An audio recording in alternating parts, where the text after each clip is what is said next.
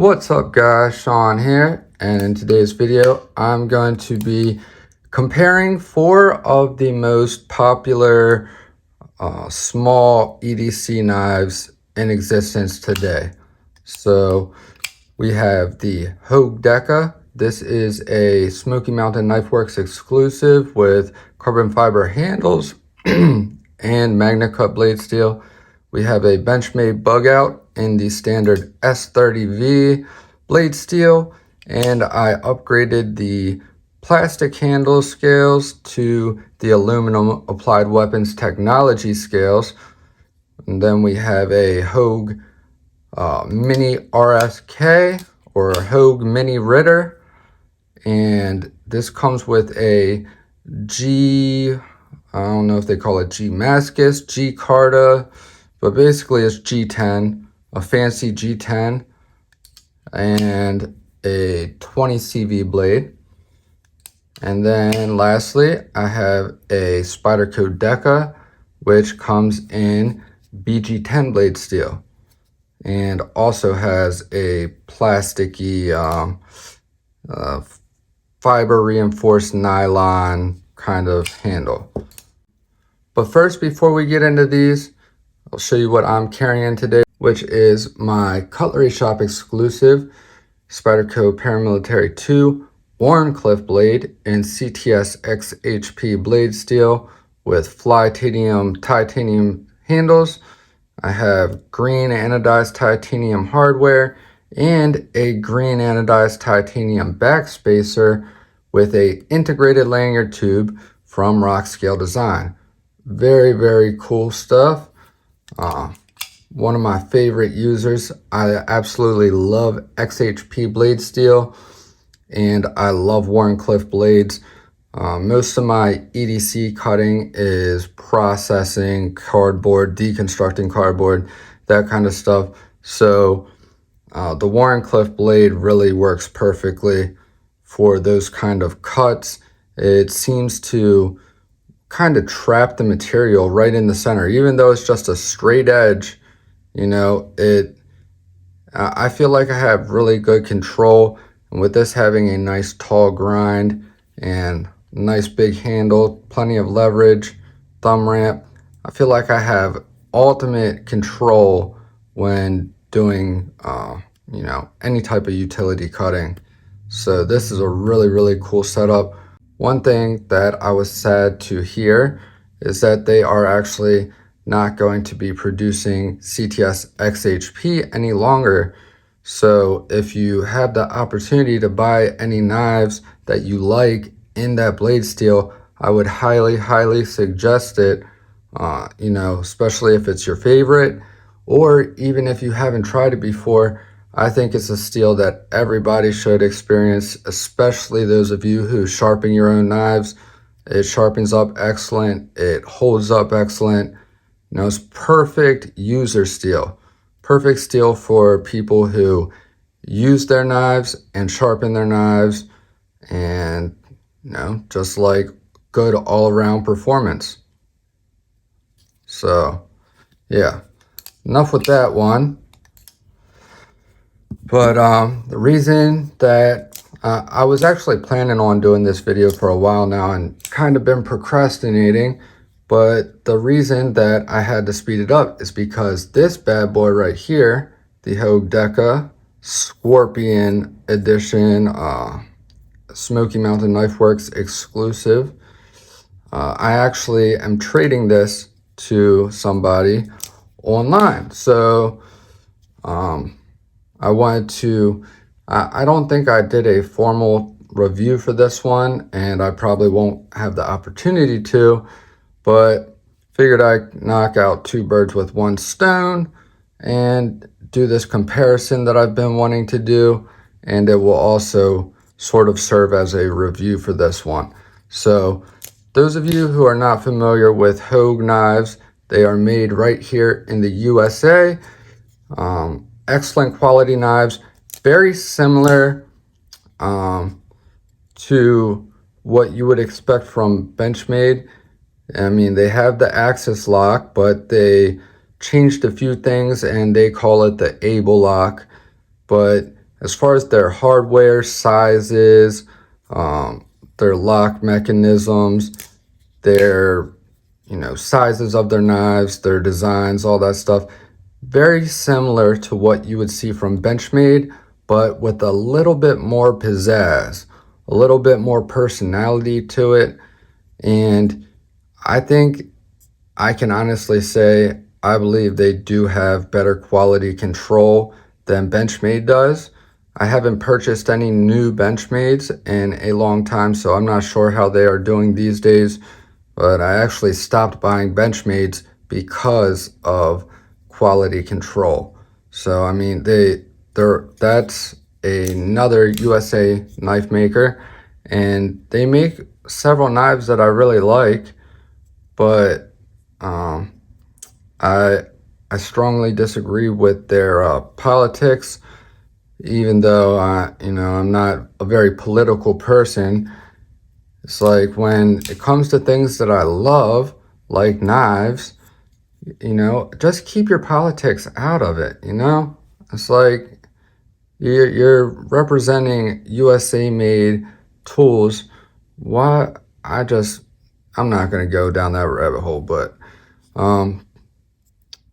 anyways, so Hogue, very respectable company. Sadly, their founder, Aaron, I believe his name was Aaron Hogue. I'm sorry if I am wrong on that, but he passed away earlier this year. So rest in peace to him. This one right here is an Alishewitz design. We have deep carry pocket clip from the factory, just like you would get on your Bugout, but it looks a little bit cooler. And unlike the Bugout, you have recessed pocket clip. The screws are not countersunk. However, the pocket clip is recessed, so a little bit nicer on the finishing work. They both companies actually offer lots of different variants, different color handles, different blade steels, different exclusives, but Hogue gives you a much better variety in my opinion. Benchmade, it seems like they are always the last to bring whatever the new popular super steel is to market. They're busy still pushing S30V and everything, which I will say Benchmade does S30V very, very well, so it's not really a negative. I would be willing to bet Benchmade's S30V right here is not far off from the performance that you would get from the Magna Cut from Hogue. Now, supposedly Hogue is increasing their hardness on the heat treat that they do for their Magna Cut and planning to raise it a little bit. It's sharpened up really well. It does not seem like it's soft by any means. This edge has held up great. So no complaints. It's hard for me to really say because I haven't had the chance to do extensive testing with this knife, but I haven't had any issues from it whatsoever. I've been actually very pleased with it, and I've also been very pleased with Benchmade's S30V.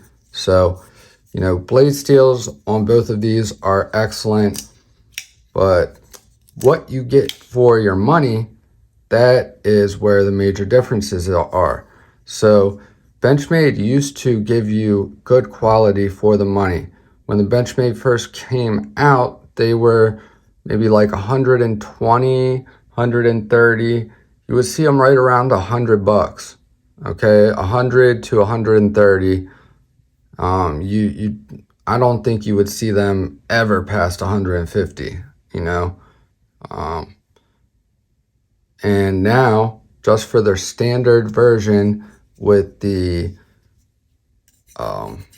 Grivery or FRN, whatever you want to call it, the plastic handle scales and S30V blade, they start at, I don't know, 180, 190. That's absolutely insane. And then if you want a coated blade and say a different color handle scale, but still same blade steel, nothing wrong with it, but I'm just saying I like options. I like varieties, okay? I think it's, I mean, you don't need a huge variety. If what you already are making works, then that's good and all, but, you know, it doesn't leave any type of excitement, there's no incentive to want to go pick up another new Benchmade because they're just not bringing any innovation to the table. So it's kind of disappointing. Their prices keep on hiking up and up, and they are simply not bringing anything new to the table. So it's really a bummer. Now, this Benchmade Bugout, if you were to buy it today, you would spend $180 or $190 on the knife itself, and then you would spend another $80 or so, $80 to $100 on scales, handle scales, to make it feel like a better knife, and really just to make it feel equivalent to this, you would be into it at least $300. Ladies and gentlemen, guess how much you can get this knife for? This exclusive right here with carbon fiber and MagnaCut blade steel and a coated blade, coated hardware, coated pocket clip. This came in at $199.99. And the standard version, which you can get either the FRN or polymer handle, which those are perfectly fine. They feel more rigid than the standard grivery on the Bugout does. You can get those for right around $100, like 100, not 190, not 200, 100. And you can get one with G10 handles, different colors, different blade steels. You can get 20 CV, or you can get MagnaCut. Several different colors, different blade options. They have the Warren clip and the drop point, or maybe it's a clip point, I don't know. You know, different blade options, different blade steels, different handle scales, and they range, you know, anywhere from 100 to 150. And then with the carbon fiber scales, this exclusive was $199. That's the most expensive I've ever seen them go. So the action was equivalent to, pretty much equivalent, maybe a little bit better than what you would expect from a Benchmade right out of the box. You know, they take a little bit of breaking in, but it did break in fairly quickly. Now it is ridiculously smooth, and there is absolutely no play in any direction. It is, you know, rock solid. And another big difference, you have this little swell right here. So it kind of directs your fingers where to go, locks you in like that. I have a large hand, so I happen to find this pretty comfortable. Okay, it's fairly, I'll say it's fairly neutral, but I mean, reverse grip, okay, like that is fine. Like that's a little bit uncomfortable. That's going to poke into your finger. So not super neutral. I mean, it's pretty, you're going to have a standard grip on this, but it's not like you have a ton of real estate to move around on, so it's not really a big deal. Have some jimping up top here. Nice, well spaced out, not too aggressive. And this knife works. It's nice. The Bugout, on the other hand, this knife is more of a neutral grip. You don't have the finger choil or the swell in the handle right here that kind of comes to a little bit of a point. You have a very, you know, small swell in the center, no sharp edges. This this knife actually does feel better in hand to me personally. You're equally locked in on both of them. I feel like maybe a little bit more locked in on this, but I would actually prefer the ergonomics of this and the feel of this knife when cutting. Both have pretty thin blade stocks, and they are ground. They have good cutting geometry. I do believe the Deca Warncliffe is a little bit thinner, okay? But for some reason, I feel like this Bugout probably slices equally as good, if not better, and it's going to offer you a little bit more strength. This comes, it gets super thin through here, and then you have the little bit of a swedge at the top, so I guess it's not like paper thin, but see, the difference is this blade, your thickness is in this flat, right where your pivot screw, or not your pivot screw, where your thumb stud goes through. That is the thickest point of the blade. So you have the swedge up top here where it starts getting thinner again, and then you have your compound grind where, coming down here in the heel area, compound grind. Then from the heel to the center, you can see it tapers down from a little bit above the halfway point, right above the pivot. Okay, and then in the front, it starts tapering way sooner. It starts tapering from this point. So, both of these are sharpened at the same angle. Both are at 15 degrees per side, I believe. 15 or 16. So it looks like, judging by the size of the edge bevels, they are about the same thickness behind the edge. Possibly, looks like about the same thickness behind the edge most likely. And the blade stock's probably also the same thickness, or at least very similar. It just appears like the Deca is thinner from the top because of the swedge.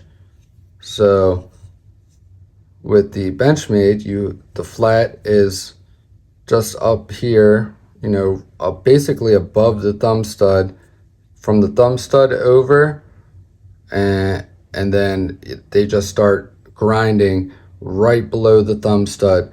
So you have a nice, you have a good distance for the blade thickness to taper down, which helps give you that really nice cutting geometry, that very nice low resistance slicing.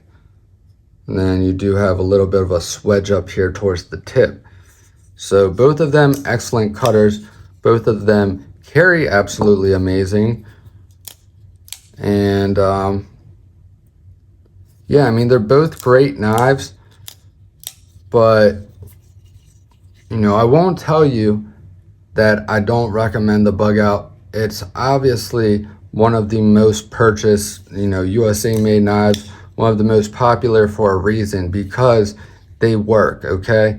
It's a good knife, but I just, I don't think that you're necessarily getting your money's worth, but that's the way it goes with the knife market, With a lot of knives, you're paying more than it's worth, from a material standpoint and all that stuff.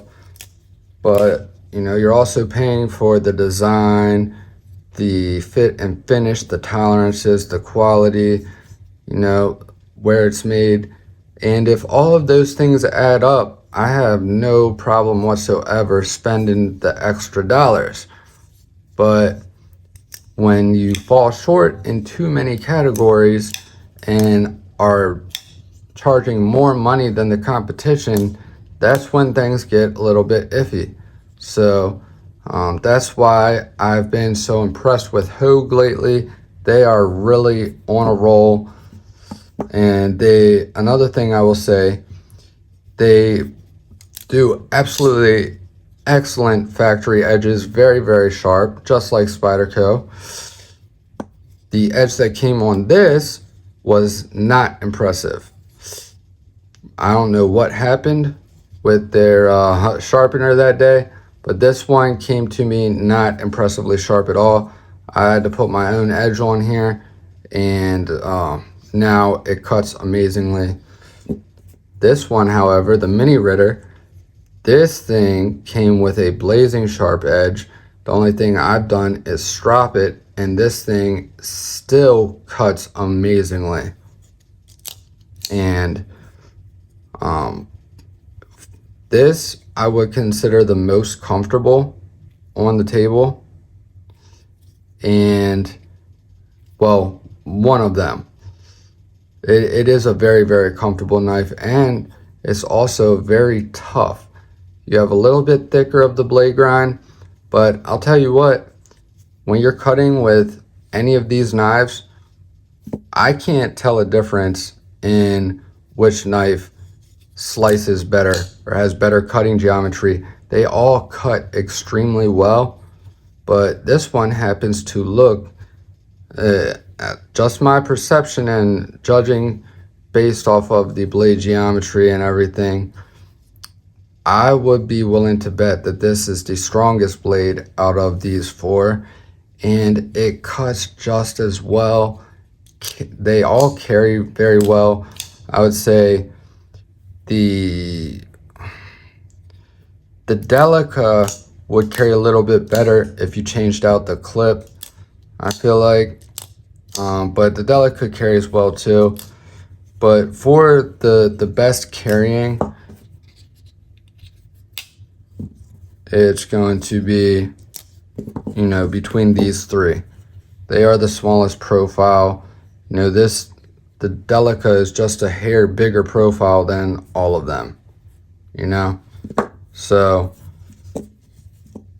the reason I really like the Mini Ritter though is the contoured handle scales. You have the open back construction with the standoffs, okay, G10 handle scales, reversible deep carry pocket clip from the factory, and Hogue's pocket clips that come on these Ritters are really, really nice. I absolutely love these. I think they look nice. They work very well. It does stick up a little bit tall, okay? You do feel it a tad, but it's not really a hot spot to me, and I absolutely love it. And it's funny because this is a knife that I would have never purchased on my own. I got this I got this in a trade. This, along with this guy, another knife I probably wouldn't have purchased, and a Endala, another knife I probably wouldn't have purchased. And it turns out I love all three of them, but this is probably, besides the Endala, which we'll get into in another video, this is probably my favorite. And I've found myself just gravitating towards this. And it's, you know, it's not the coolest knife or anything, but I just naturally want to grab this thing all the time. And I think it's because, you know, the milling and stuff and the contouring on these scales, it just feels really good, really satisfying, really grippy, very smooth action. It is rock solid, you know, fidgety, carries well. I mean, I can pick out two knives that I want to carry, my primary carry and my secondary, and I can just add this in on top. You know, it's nice and small. You know, some people don't like all that shit in their pockets. I get it, but recently my carry's been, you know, like this guy on my belt, and then say a knife like this, and then maybe a knife like this, okay? Don't judge me for the blade finish on this. This is one of the two knives that I learned how to sharpen on back forever ago, okay? So it's the blade is getting a little bit short from the spine down to the edge, and I actually wore off a lot of the DLC finish, well, about a quarter of the way up, when I was learning how to strop. So, you know, you want to get good at sharpening, throw one of your best knives. At the time, this and a Spyderco Paramilitary 2 was my first two higher end production knives, my first two nice knives, and that's what I learned to sharpen on. Jumped in head first, and you know, within a couple of days I was starting to get you know, a sharper edge, because when you start off on a knife that you purchase with the intention of using that to learn how to sharpen, then you're not going to take it as serious. You're not going to be trying as hard. It's impossible to simulate the same amount of care as when you are doing it to your favorite knife, your only nice knife at the time.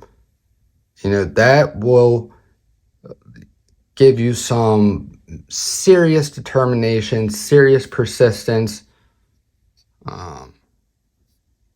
Yeah, I mean, that's what really pushed me to stay at it.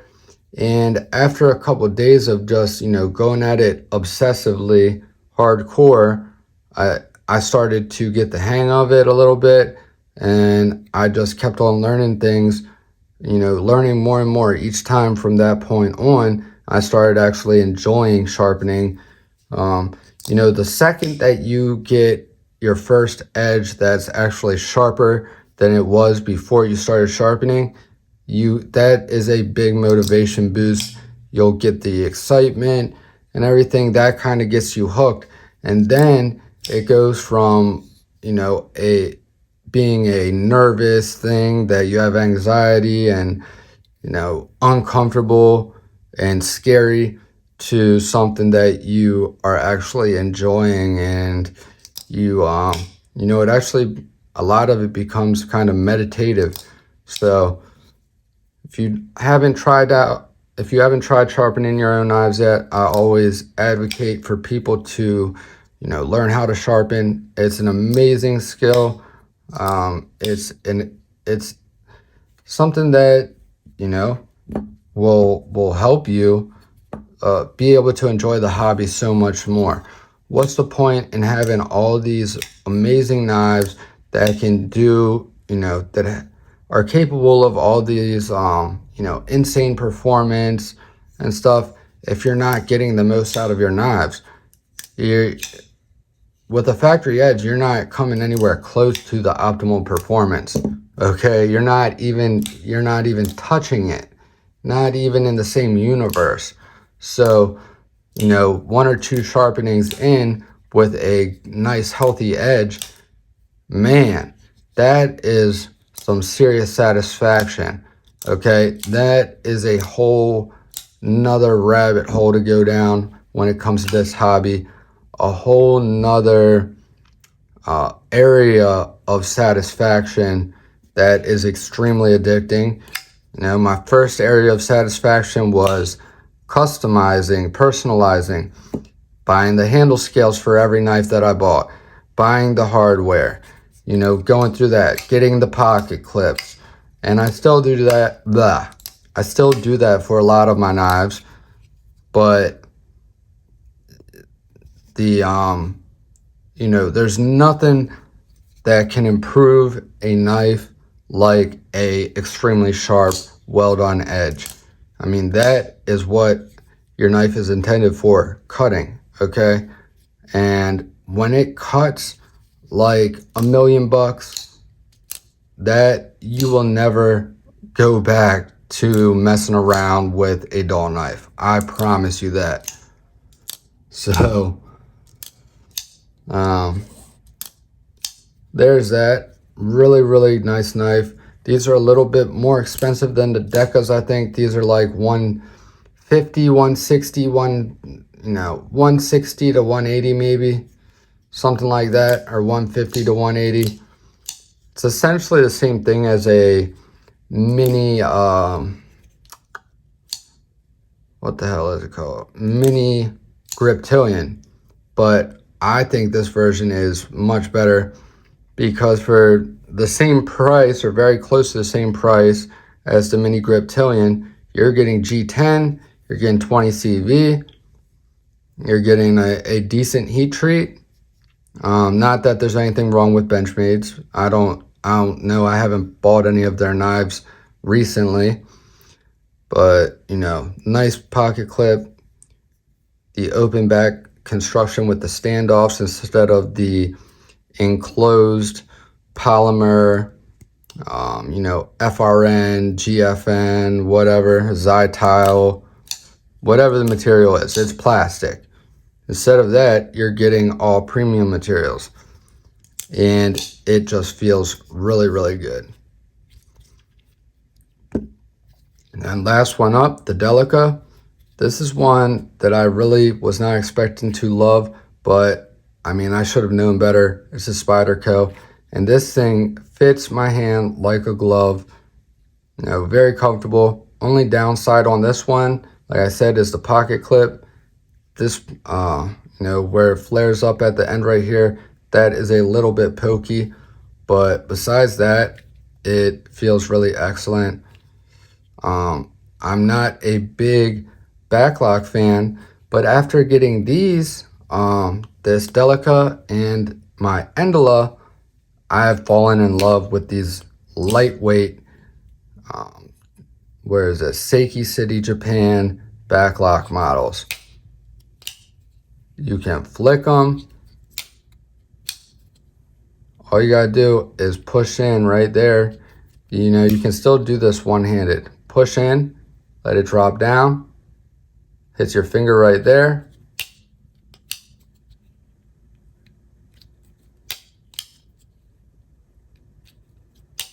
They have a cool sound to them.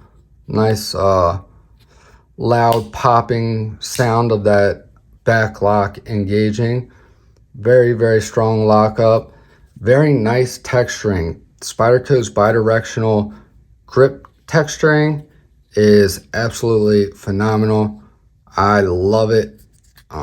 It's something that you have to get in hand and experience to understand. By looking at it, you're just thinking, oh, okay, it's just like some rough plastic. And yeah, I mean, kind of, but it actually feels a lot better than you would think.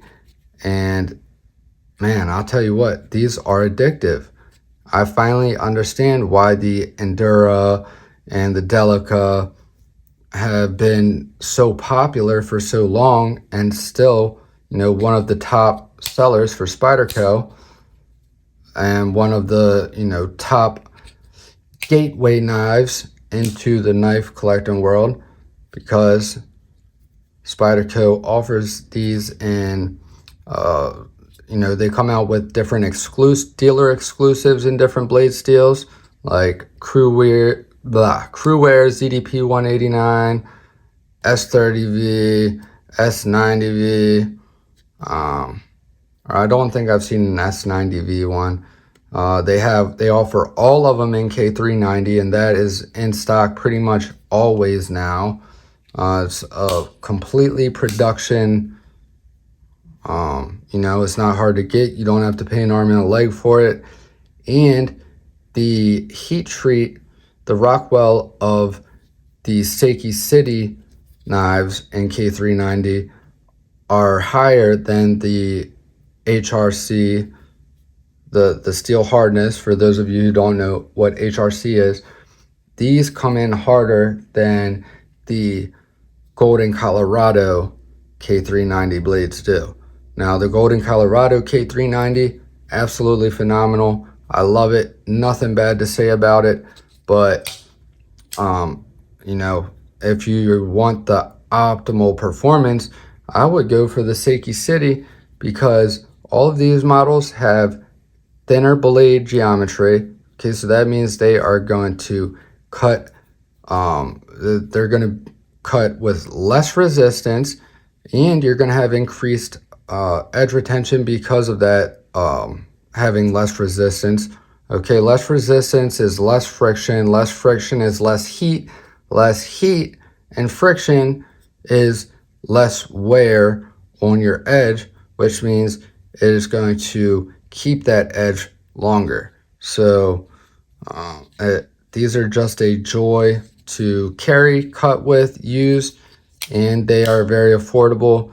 It is not, you know, it doesn't have all the thrills. It doesn't have the fidgety, you know, fidgety axis lock where you can just go retarded with it. But, you know, you're not going to be doing that dumb stuff. But as a knife, this is really nice. And this was my first time experiencing Spyderco's VG10, and you know, I have to say I'm not you know, completely disappointed. Well, I'm not really disappointed with it because I got this in a trade, and this one wasn't even part of the trade. The guy was kind enough to add this in just for the hell of it, just so I could experience it, and I greatly appreciate that. His name was Marcus. Shout out to Marcus. But yeah, I put actually, I don't know, maybe two or three edges on this so far, because I was trying to figure out, you know, what kind of progression, what kind of edge finish VG10 does well with. And you know, I've tried a bunch of things, and the sharpest that I can seem to get this is a 50 gram best score. But with the current edge, which scored the 50 gram best score, it seems to be, I mean, it has good bites still right now. So I don't know. I'm not going to make any, jump to any conclusions, but that is something that I will come back to in a future video once I have some more time, you know, really checking out their VG10. But you can find these all day on the secondary market for like, you know, 50 bucks, 60 bucks. This one was an exclusive because of the glow-in-the-dark handle scale. Don't get too excited about it. You have to shine a bright flashlight on it, like close up, and then you get the glow-in-the-dark. Okay, and it is really cool when it's glowing, but it literally, it only stays glowing for like 10 seconds, okay? If that. So, not very functional. You're not going to pull it out of your pocket and it just be glowing. So, you know, not as fun as you would think, but I didn't, you know, I don't really care about that too much. It would be cool if it was always glowing, obviously. I mean, who wouldn't think that was cool? But this is a really good knife also. So yeah, when it comes to these four, the Delica, the Mini Ritter, the Hogue Deca, and the Benchmade Bugout, you really can't go wrong with any of them. It just depends on your specific uses, you know. So if you're someone that's, you know, harder on your knives, and yeah, I mean, if you're really hard on your knives, I would say the Mini Ritter. This is going to hold up to the most abuse. And then I'd say this one might be in second. I don't know. This one, no. I'd say this one probably come in second. I don't know about this blade. So okay, I can't really, these are all going to be probably pretty close as far as toughness. If you want the toughest of the four, I'd probably go with this. They all cut extremely well. The one that carries the best is, I mean, they all carry extremely well. I would say, you know, the Bugout is actually a little bit slimmer of a knife. The Bugout honestly probably carries the best out of all of them. This one it carries very well. If you put a deep carry clip on this might carry. They all carry it excellent. Okay, it's not really a competition that can be won or lost. I was gonna try to, you know, help decipher which one might be best for you, but it's really just gonna come down to personal preference, guys.